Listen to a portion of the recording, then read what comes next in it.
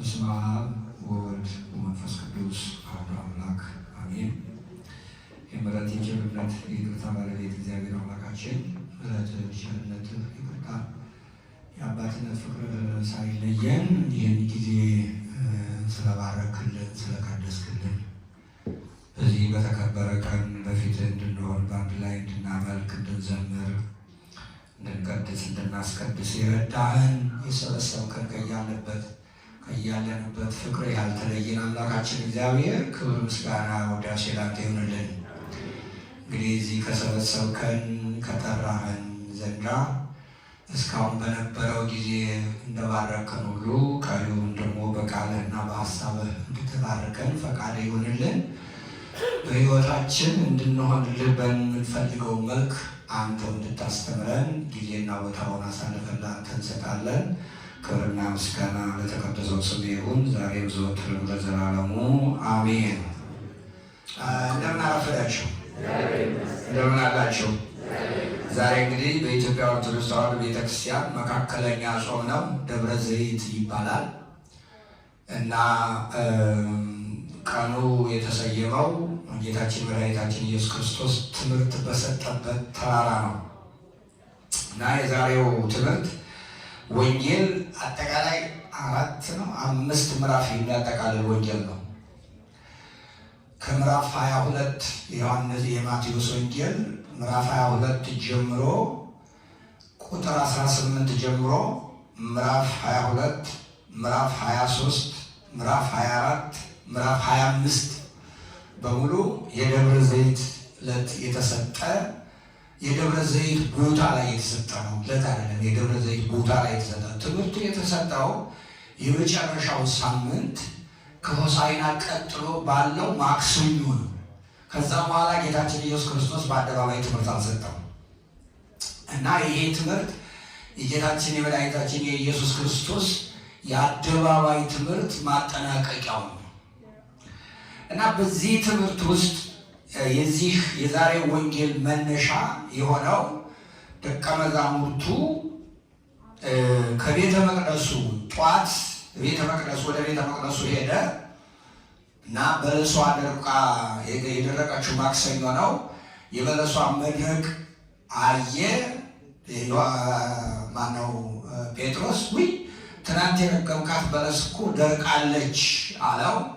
አይ እምነት ቢኖራችሁ በለስ ማድረቅ ሳይሆን ተራራ ቢሆን እንዲነሳ ታደርጋላችሁ ብሎ ወደ ቤተ መቅደሱ ሄደ። ቤተ መቅደሱ ሲሄድ ደግሞ ብዙ ሰዎች ተሰብስበው አገኘ። ትምህርት መስጠት ጀመረ እና ምዕራፍ 22 ቁጥር 18 ጀምሮ ምዕራፍ 3ን አስተማረ። ምዕራፍ 3 ፈሪሳውያንን የገሰጸበት ትምህርት ነው።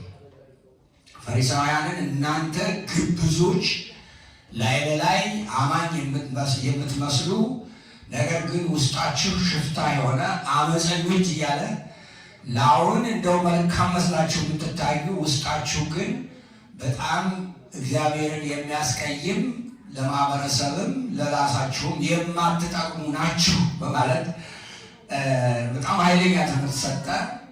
ከዚያ ትምህርቱን ጨርሶ ሲወጣ ደቀ መዛሙርቱ አብረው ሲወጡ ለምን ያቀን እንትን እንዳላቸው አላውቅም። ትክ ብለው አዩት ያንን እንትኑና ወጡ።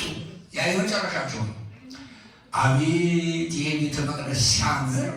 40 ዓመት ነው በነገራችን ለቤተ መቅደሱ የጨረሰው ተሰርቶ ለማለት 40 ዓመት። እዚህ ያለ መናተን ላይ አንፊኒሽ ቸርች የሚባል ሴንት ጆን ዲቫይን የሚባሉ ቤተ እስካሁን ድረስ አላለቀም። 100 ምናምን ዓመቱ ይሉታል። እስካሁን ድረስ አላለቀም እየተሰራ። ልክ እንደዚያ ሁሉ 40 ዓመት የጨረሰ ነው ቤተ መቅደሱ እና በጣም ጥሩ ቤተ መቅደስ በጣም ጥሩ ሆኖ ነው የተሰራው። የመጀመሪያው ፈርሶ ሁለተኛ የተሰራው ነው እና ደቀ መዛሙርቱ እንዴት ደስ ይላል ብለው ደስ ብሏቸው ታያቸዋለህ ጌታ እነዚህን ቤተ መቅደስ እነዚህ ድንጋዮች አሉ። አንዳንዶቹ እነዚህን የድንጋይ አቀማመጣቸው ታያለህ፣ ወርቅ እኮ ናቸው። አዩና ታያለህ እንዴት እንደሚያምር ይሄ ቤተ መቅደስ ሲላቸው ይሄማ ይፈርሳል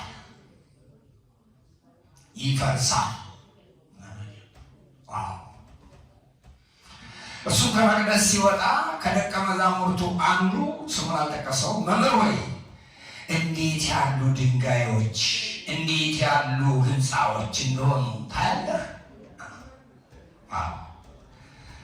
ታያለህ እስቲያቸው። ኢየሱስ መልሶ እነዚህ ታላላቅ ህንፃዎች ታያለህን? ድንጋይ በድንጋይ ላይ ሳይፈርስ በዚህ አይቀርም፣ ይፈርሳል። ይህ ቃል ደግሞ ትርጉም የሰጠኝ የኮቪድ ጊዜ ነው። እኔ አውስትራሊያ ነበርኩና የኮቪድ ጊዜ ቅዳሜ ቀን ደህና ውለናል። ምንም ነገሩ ይጣደፋል እንጂ ይህን ያህል ለክፉ ይሰጣል ብለን አላሰብንም ነበርና ጠዋት ቤተክርስቲያን እንገናኛለን ስንል ሚድናይት ላይ ማንም ሰው እንዳይንቀሳቀስ ተባለ። ሰማይም ምድርም በሰው ጥማት ሰው በማየት ተጠማች። ሰማዩ ከአውሮፕላን ጸጥ፣ ምድሪቱ ከመኪና ረጭ፣ እያንዳንዱ ጎረቤትም ከእንቅስቃሴ ጸጥ አለ። ይፈርሳል ያለው ጌታ እዚያ ላይ ተገሰጠ። ደብረ ዘይት ነበር ቀን አይገርም? እኛ የነበርንበት። ይህ ሁሉ ይፈርሳል። ሲስተም ሁሉ የምዕራባውያን ሶፊስቲኬት ይቅርታ የተራቀቀው ሲስተም በሙሉ ጸጥ አለ። ምንም ልታደርገው አትችልም። በቫይረስ ይፈርሳል።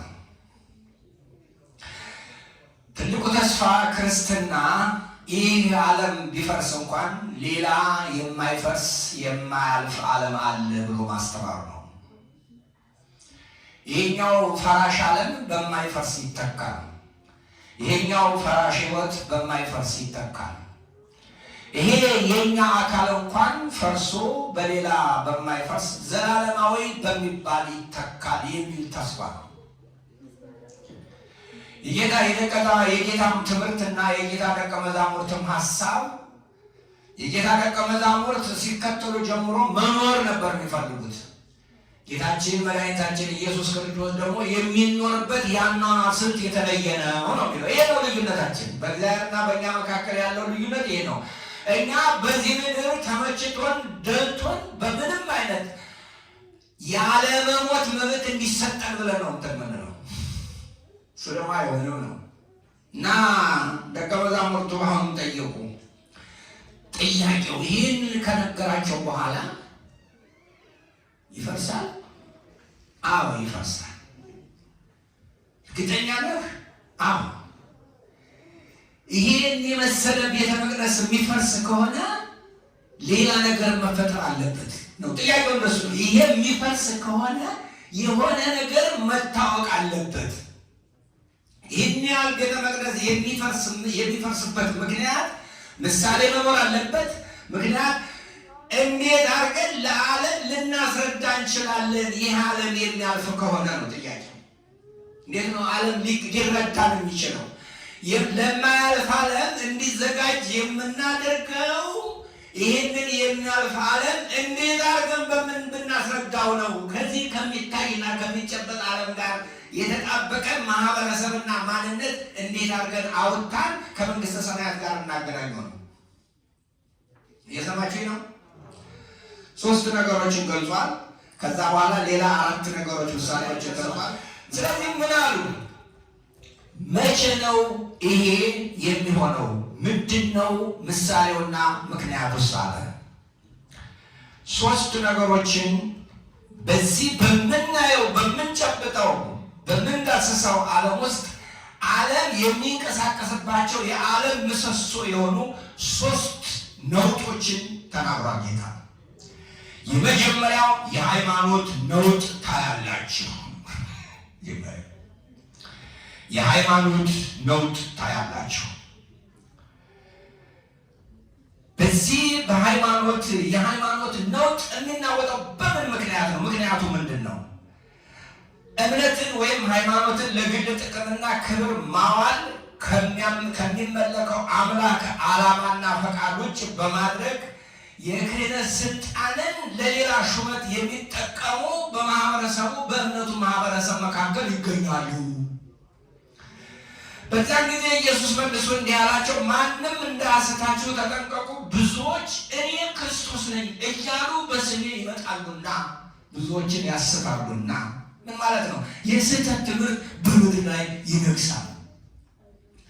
የስህተት ትምህርትና የእውነት ትምህርት ግጭት ይፈጠራል። በተለይ ደግሞ የሐሰት አስተማሪዎቹ ትምህርታቸው ስለሚጣፍጥ፣ ለምን እንደሚጣፍጥ ታውቃላችሁ? የሐሰት አስተማሪዎቹ ሰውን ደስ የሚያሰኝ ትምህርት ነው የሚሰጡት። አስደሳች ለዋጭ ሳይሆን አስደሳች ትምህርት ነው የሚሰጡት። እዚህ ሀገርም አሉ አሁን አስደሳች ሰባካያን የሚባሉ ይሄ ሞቲቬሽን የምትሏቸው እናንተ እንዲህ ነህ ይላል። ግን ስትሄድ የለም ከአንተ ጋር ኑሮ አንተን የሚለውጥ ትምህርት ያስፈልግሃል። ጌታችን ኢየሱስ ክርስቶስ እነዚህን የሐሰት አስተማሪዎች ገሰጸ።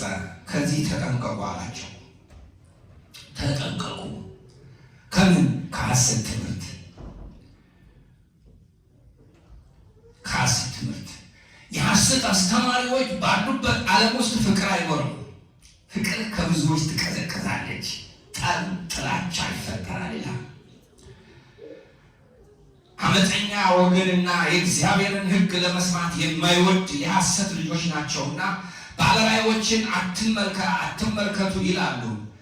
ነቢያት ጣፋጭንና አታላይን እንጂ ቅኑን ነገር ስለማይናገሩ ጣፋጭንና አታላዩን ይናገራሉ። ቅኑን ነገር አይናገሩም። ሰው ተለውጦ ወደ ክርስትና የሚመጣበትን ወደ ንስሐ የሚመጣበትን አይናገሩም። በዚያ ፈንታ ከመሪዎች ጋር ከጊዜያዊ ፖለቲከኞች ጋር የሚጣጣም ስብከት እየሰበኩ የጭስ ገንዘብ እየተቀበሉ ህዝብን ያታልላሉ ይላል። ዝናብ ዘነበ እንደ አላንድ ሰው እየወጣና በርህ ላይ እየው።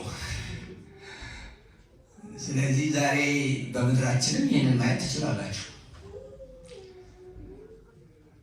ነቢያቶች ያሏቸው መሪዎች የእነሱን የልብ ትርታ እያዳመጡ የሚናገሩ አታላዩን እንጂ ቅኑን አትንገሩ፣ ከመንገድ ፈቀቅ በሉ፣ ከጎዳና ዘወር በሉ ይላሉ።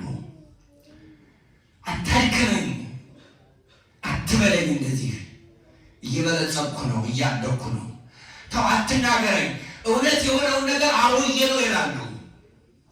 አርጅቷል፣ የማያፈል አፍጅቷል ይላሉ። እንደዚህ አይነቶች ሰዎች በዚያ ፈንታ የሚለቀለቅ ነገር ይፈልጋሉ። ለዚያ ዋጋ ያስከፍላሉ። ዋጋ ከፋዩ ደግሞ እውነተኛው ማህበረሰብ ነው። እየሰማችሁ ነው። ይሄ ለአንዳንዶቹ ፖለቲካ ሊሆን ይችላል፣ ግን እውነት ነው። የሚደረግ የምንኖረው ኑሮ ነው፣ እየኖር ነው ያለ ነው። ጌታ ይሄን ተናገረ። ታዲያም ከየት አመጡት? ይህን አላዘዝኳቸውም፣ አልተናገርኳቸውም? የውሸትን ራእይ፣ ሟርትንም፣ ከንቱ ነገርንም የልባቸው ሽንገላ ይሸነግሏቸዋል። ስለዚህ እግዚአብሔር በስሜ ትንቢት ስለሚናገሩ ነቢያት በዚች ሀገርና ሰይፍ የለም እያሉ የሚናገሩ ብልጽግና ነው እያሉ የሚናገሩ አይኖቻችን የሚያዩትን የሚከዱ ሐሰተኛ አስተማሪዎች ማለት ነው። ለሚፈሰው ደም ጭንቀት የሌላቸው፣ ለተራበች እናት ርኅራኄ የሌላቸው፣ ለጠፋ ነፍስ ለወደመ ንብረት የማይሰቀቁ ግን ደግሞ መልካም ነው እያሉ የሚያስተምሩ እንዲህ አይነት አስተማሪ ባለበት ሀገርና ቤተክርስቲያን የሰው ልብ ስለማይለወጥ ሰላምና መረጋጋት አይኖርም። ሰው ጀብደኛ ይሆናል እንጂ የተለወጠ አይሆንም። እየሰማችሁ ነው። የፖለቲካ መሪዎችን ልብን እያዳመጡ ስለሚናገሩ ለዚህ ለተናገሩት የኪስ ገንዘብ ስለሚከፈላቸው በእግዚአብሔር ላይ መዋሸት ለእንደዚህ አይነት ሰዎች ችግር የለባቸው። ስለዚህ እንደዚህ አይነት አገር ሰላም ይሆናል ብላችሁ ታስባላችሁ ወይ? ጥያቄው የሰማችሁ ነው። እንዲህ አይነት አስተማሪዎች ያሉበት ሀገር፣ እንዲህ አይነት የውሸት ነገር ብቻ የሚወራበት አገር ለጊዜው ነው እንጂ ወዳቂ ነው። ስለዚህ ወደ ሰላም አይደለም የሚመጣው፣ ወደ ፍቅር አይደለም የሚመጣው፣ ወደ ሁለተኛው ወዳለው ፖለቲካዊ ነውጥ ይመጣል። በእንዲህ አይነት ማህበረሰብ የሰከነ ፖለቲካ የለም። ሰባክያኑ በፖለቲካ አቀንቃኞች የተለየ ጥቅም ስለሚያገኙ ህዝብን ከማፋቀር ይልቅ ይለያያሉ። አይተናል በምድራችን። አሁን እንኳን እናያለን።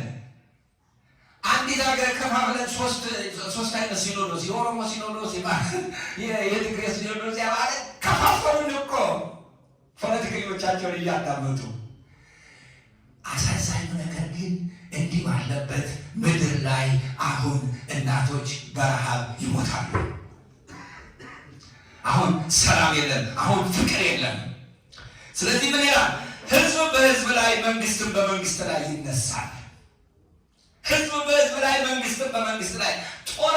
የጦርነትን ወሬ ትሰማላችሁ። በዛም እንዲያውም ከዚህ ጋር የመሬት መንቀጥቀጥ ሁሉ ይሰማል። ስንት ቀን ነው የመሬት መንቀጥቀጥ የሰማነው? ስንት ቀን ሰማን? ንገሩኝ እንጂ በዚህ በዘንድሮ እንኳን ቁጥር አቁምን። አሁንማ ድንጋጤ፣ ፍርሃት፣ ጭንቀት በምድር ላይ በሰው ልብ ላይ። ምክንያቱም ተረጋግተን አንጸልይማ። ቤተክርስቲያኑ ስንመጣ እኮ በቀል ቋጥረን ነው የምንመጣው። በቀል ቋጥረን ከበቀል ጋር ሆነን ነው ቤተክርስቲያኑ የምንመጣው። ወደ ንስሐ በመንፈታ እነከሌ በሞቱልን እያለን እንሳላለን። ልብ ላይ የተጠራቀመ በቀል አለ። እንደዚህ አይነት ማህበረሰብ ፍቅር የለውም። የሰከነ ፖለቲካ፣ የተረጋጋ የሌለበት ሀገር ውጤቱ ችግር ነው። ወሬውም መርዶ ነው። ምናልባትም መሪዎቻችን ልባቸው ስለሚደነድንና እነሱም እኛ የደረሰብንና የምናየውን እነሱ ከስልጣናቸው ጋር ስለሚያወዳድሩት ለነሱ አይንሰራቸው እንጂ በማህበረሰቡ ዘንድ ረሃብ፣ መፈናቀል፣ ችግር ይነግሳል። ትናንት አንድ ወንድማችን ሪፖርት ሲያቀርቡልን ነበረ። ኢትዮጵያ እናንተ ባለፈው የሰጣችሁትን ሰጡ ነው። ያንን ነገር ሳነሳ እንዴት ልቤ እንደሚደማ እናላችሁ አልችልም። የአንዲት እናት ፎቶግራፍ ላኩልን። 4 ሰዓት በእግራቸው መጡ። ለምን መጡ አላቸው። ራብ ከቤት የምቀመጠም ራብ ስለምሞታ ነው። ቀኑ የእናንተ አይደለም ብለውኛል። ልጆችን ቤት እንደባ አላውቅም፣ ብቻዬን ያለሁት። የአንድ ቀን ምግብ እንኳን በልቼ ለመሞት መጥተዋል። ግን እንዲህ አይነት እናቶች ከ10 ሚሊዮን በላሽ ናቸው በኢትዮጵያ። ለእነዚህ ግን መሪዎቻችን ችግር የለባቸው። 10 እጥፍ አድገናል ይሉሃል። የሰማችሁ ነው። ይሄ ለእነሱ ፖለቲካ እኮ ነው። ወረዳችን አሁን ይሄ ነገር ሀቅ አይደለም፣ ግን ሀቅ ነው።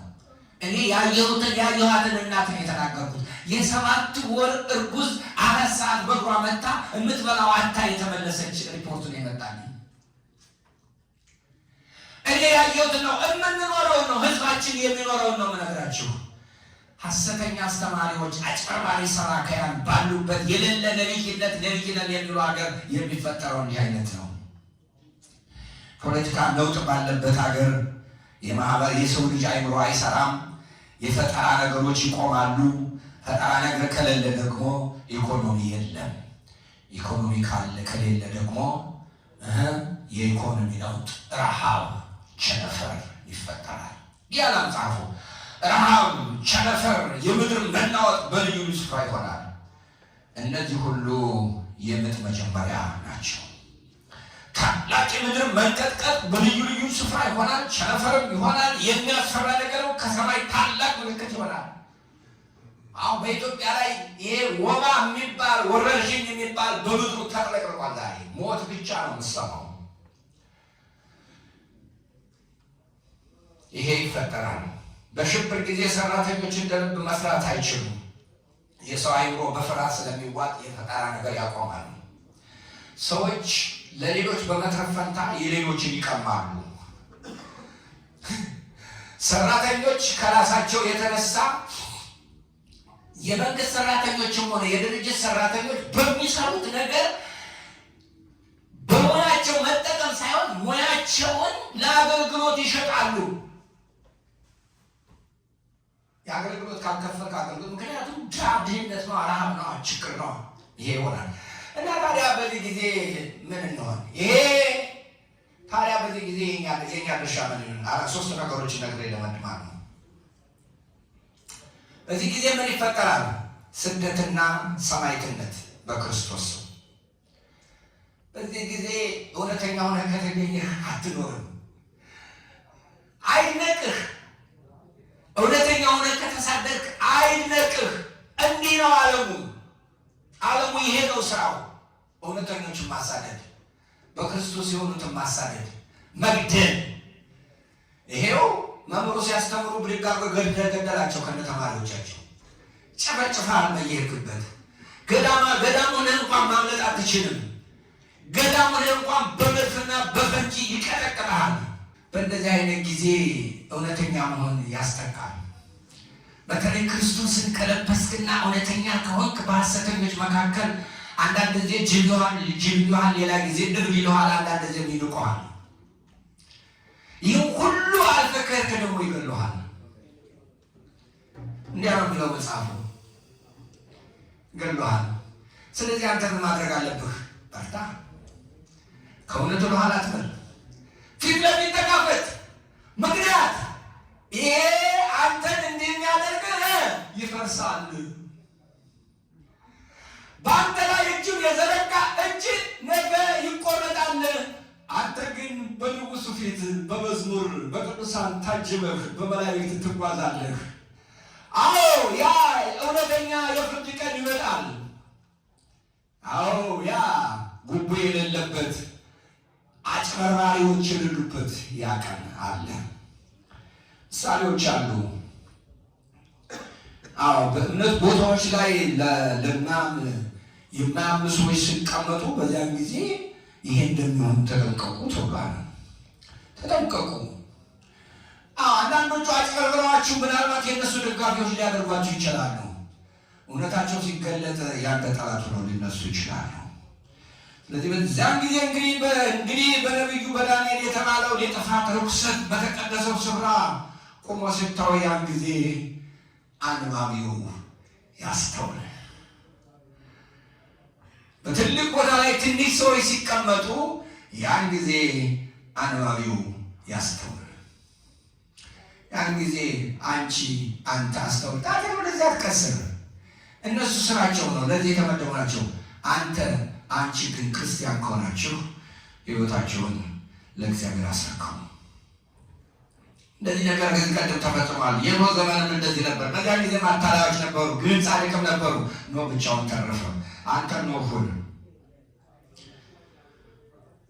ሌባም መጥቶ ሌባ ባልተዘጋጀበት ጊዜ ይመጣል። አንተ ካልተዘጋጀ ይሄ ቀን ሊመጣ ይችላል። አንተ ግን ተዘጋጀ። ስለዚህ ምን በል? በእግዚአብሔር እመን። ይህን እላለሁ። ስለዚህ እንዴት እንድትመላለሱ አስቀድማችሁ እንድታስቡ በልባችሁ አኑሩት። ወደረኞቻቸው ሁሉ ሊቃወሙና ሊከራከሩ የማይችሉበት አፍ ይሰጣቸዋልና። አቤት ይህ ቃል እንግዲህ ያስደስተኛል። ታማኝና ዝግጁ አገልጋይ ሆኑ። ይህንን ከኔ ጋር ትሉታላቸው። አንደዚህ ይህን ከኔ ጋር በሉ፣ ሲያንድ ላይ በሉልኝ። ስለዚህ እናንተ ደግሞ አይሰማም፣ ተዘጋጅታችሁ ኑሩ። የሰው ልጅ በማታስቡበት ሰዓት ይመጣልና። እንኪያስ ምግባቸውን በጊዜው ይሰጣቸው ዘንድ ረዘመባቸው መሰለኝ። እንኪያስ በሉ እስኪ ምግባቸውን በጊዜያቸው ይሰጣቸው ዘንድ። እንደዚያ ይሻላቸዋል። በቤተሰቦቹ ላይ የሾመው ታማኝና ለባም ባሪያ ማን ነው? እንግዲህ እያንዳንድ ሹም ነህ።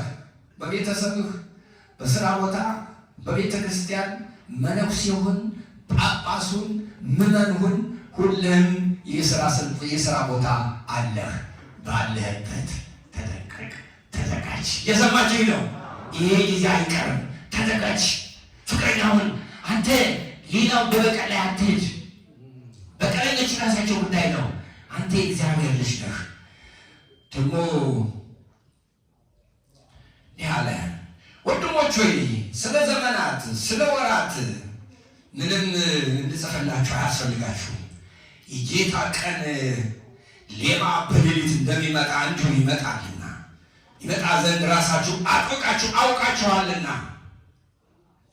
ሰላምና ደህንነት ሲሉ ያን ጊዜ ምጥ እርጉዝ እንደሚይዛት ጥፋት በድንገት ይመጣባቸዋል። ከቶም አመልጡ።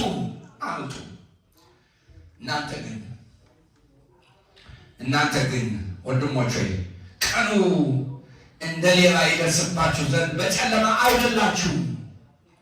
እናንተ እንደዚህ አይደላችሁ። እናንተ ዝግጁዎች ናችሁ። እየተማራችሁ ነው። ቤተክርስቲያን እየመጣችሁ ነው።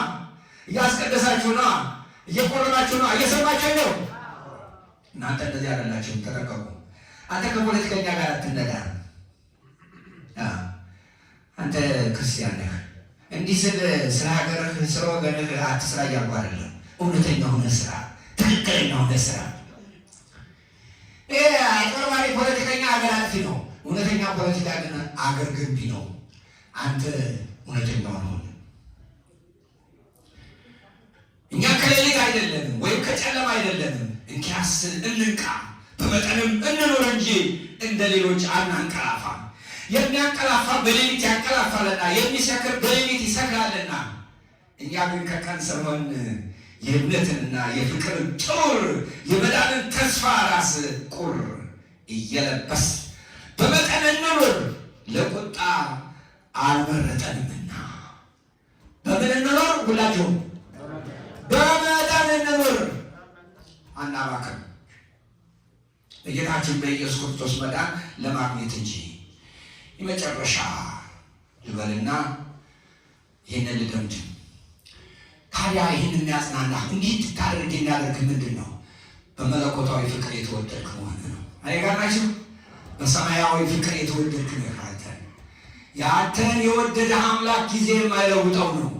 ስልጣን የማያታልለው ነው። የአንተ የተወደድክበት ፍቅር በሞት የተደመደመ ነው። ስለዚህ እንዲህ አለ መጽሐፉ፣ ነገር ግን ወንድሞች ሆይ ተስፋ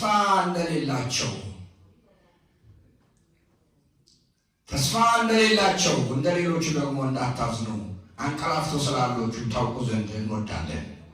ኢየሱስ እንደሞተና እንደተነሳ ካመን እንዲሁ በኢየሱስ ክርስቶስ ያንቀላፉት እግዚአብሔር ከእርሱ ጋር ያመጣቸዋል። በጌታ ቃል የምንላችሁ ነውና እኛ ሕያዋን ሆነን እስኪመጣ ድረስ የምንቀር ያንቀላፉትን አንቀርም። ጌታ ራሱ በትእዛዝ በመላእክት አለቃ ድምፅ በእግዚአብሔር መላእክት ከሰማይ ይወርዳል። በክርስቶስ የሞቱ አስቀድመው ይነሳሉ። ከዚያ በኋላ እኛ ደግሞ ሕያዋን ሆነን የምንቀረው ጌታን በአየር ለመቀበል ከእርሱ ጋር እንለወጣለን። እዚያ በደመና እንጠቃለን። እንዲሁም ሁልጊዜ ከጌታ ጋር እንሆናለን። ሁልጊዜ ከጌታ ጋር እንሆናለን። አሁንም ከእሱ ጋር ነን። ሞታችንም ሕይወታችንም በእሱ እጅ ናት። እሱ የወደደን ያፈቀረን በምሕረቱ የጎበኘን